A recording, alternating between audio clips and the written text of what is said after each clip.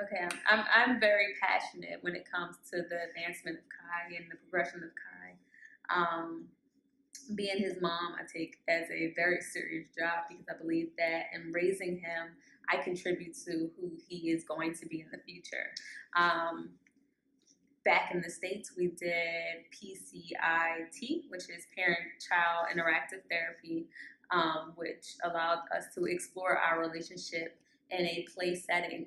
But what peaceful learning has done is allowed us to look at our space outside of play and create that atmosphere of mutual respect and mutual love and mutual understanding of each other, and allowed us and is going to allow us to like learn how to function together, which is completely important because I feel like a lot of times in parenting and in this relationship that we have, we both get frustrated and we both like find ways that we're just like, what in the world? But with this and what I'm learning today is that it gives us a moment to just step back, breathe, look at the why, what is not being attended to, what it is that he needs, what it is that I need, and allow us to come into this space where it's like we both can be cohesive, and we both can be validated, and we both can feel like we're being respected. So I really love it. I really appreciate it.